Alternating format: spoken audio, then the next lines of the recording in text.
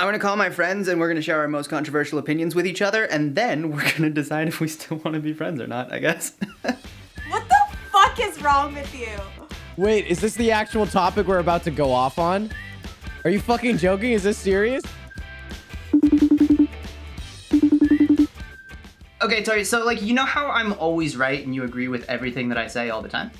That's wrong. I'm always right, and you just kind of go along with it. That's not what I told you to say. I think Degrassi is objectively better than Euphoria, and like, that's not even a bit.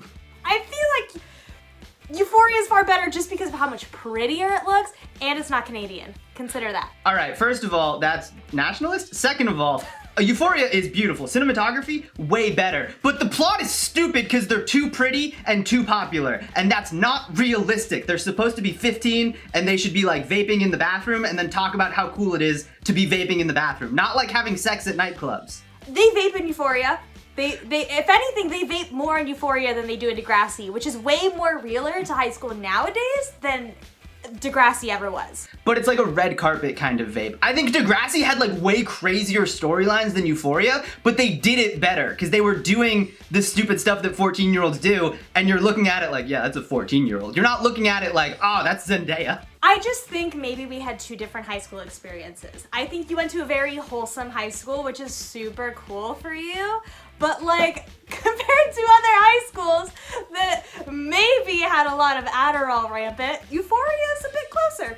All right, first of all, your boy has a Xanax prescription, so I'm kind of a bad boy. Second of all, do you even know how many drug overdoses there were in Degrassi? Like, more than in Euphoria. They did way worse than fentanyl. They probably did that shit that the dude in Florida did that he ate his friend's face after doing. But you watched it and you weren't like, this is unrealistic. Why are they making it like last night was a movie? No, they're making it like, oh, last night was a mistake. We're not gonna get into college. Euphoria is better because Degrassi doesn't have Zendaya. I think that alone puts Euphoria way higher. Euphoria doesn't have Craig, and that is my final point on this matter.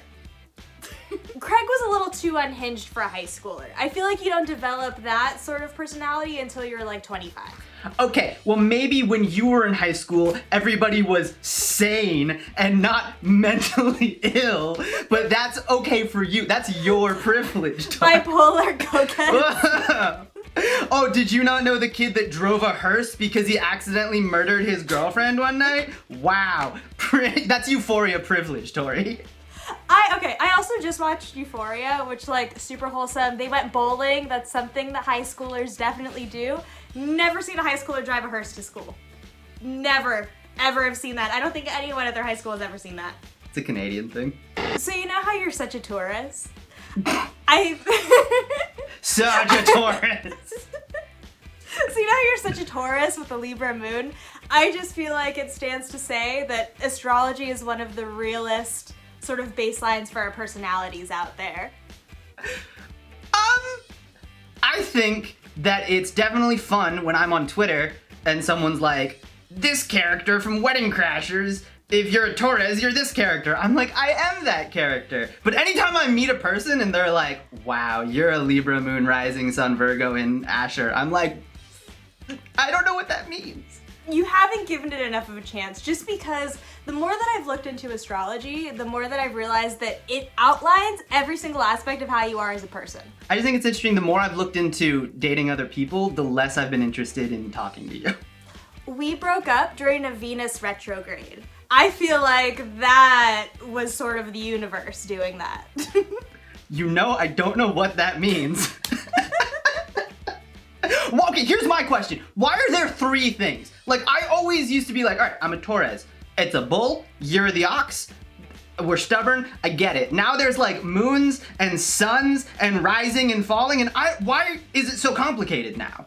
Your big three literally has your main aspects. Your Taurus sun, that's why you're so stubborn.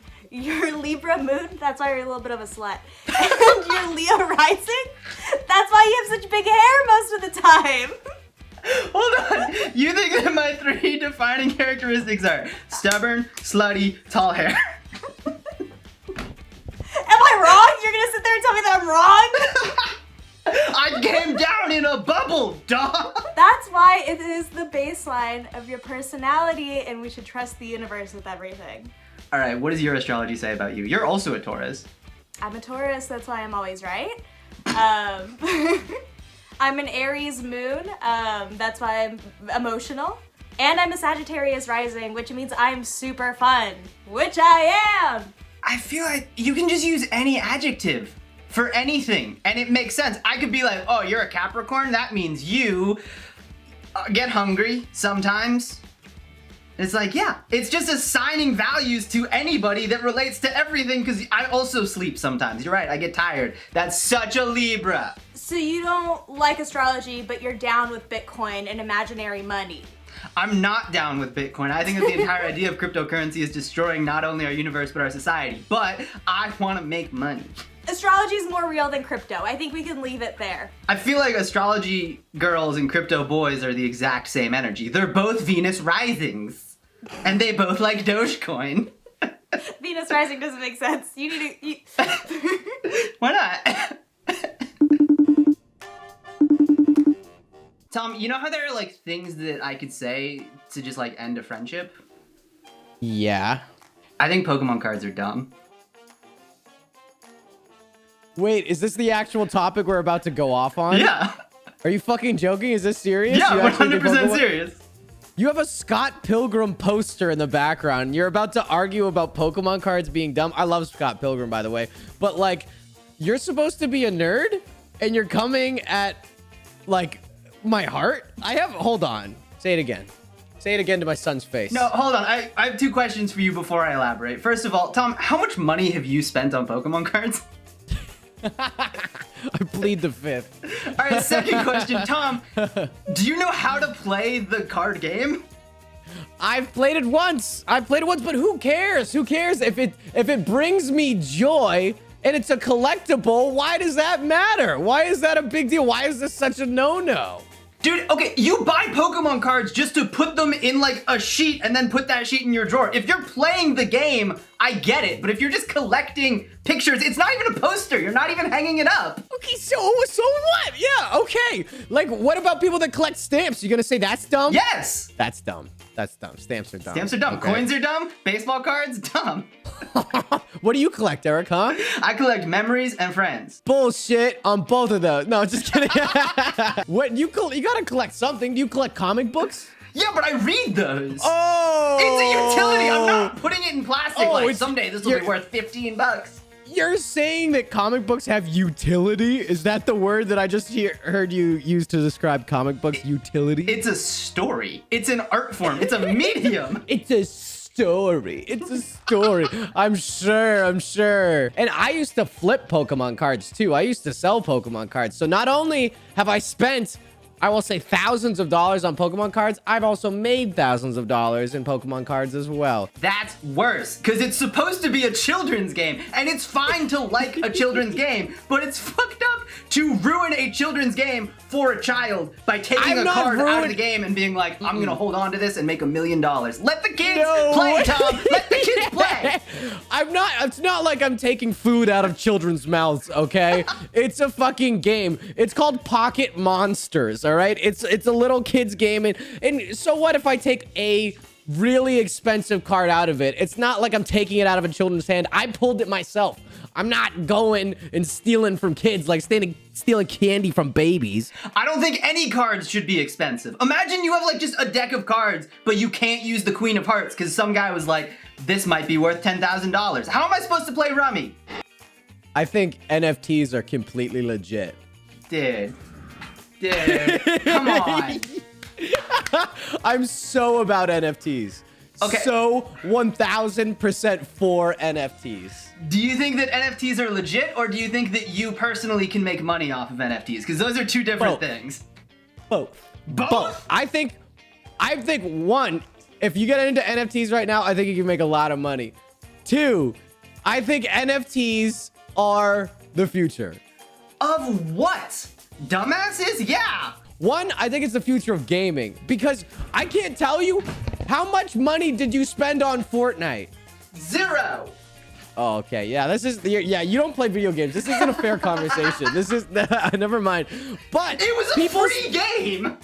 Oh, because I didn't want to play with a special cheetah skin. It was a free-to-play game. I'm the guy I probably spent more money on Fortnite than I did Pokemon cards. I spent thousands of dollars on skins on Fortnite.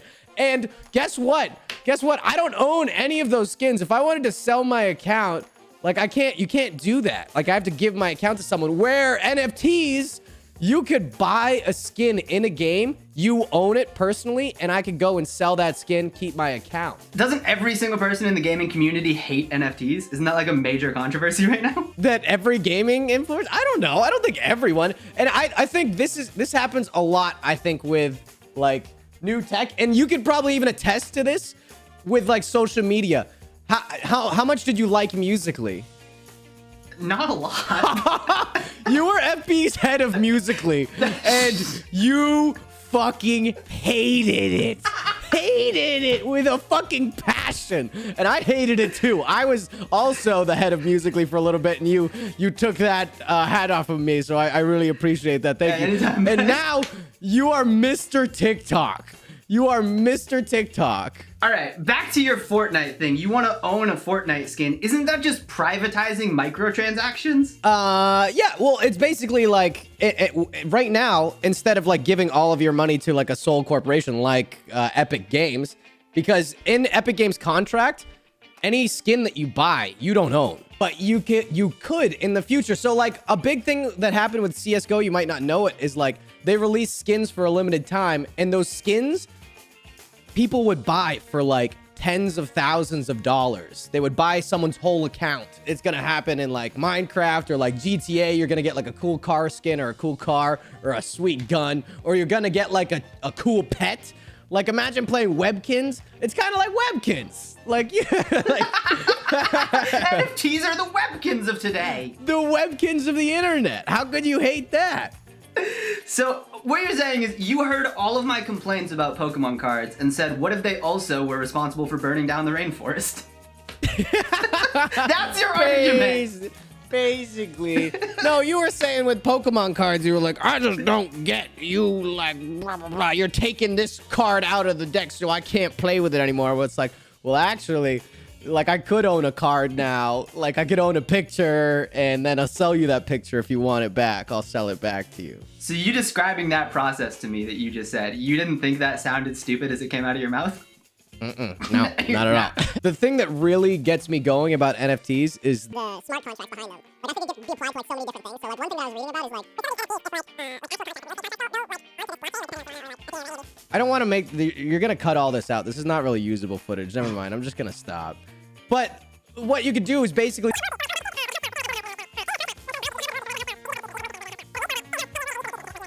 I really like the fact that you were like, you're not going to use any of this footage, so I'm just going to stop. But let me keep going.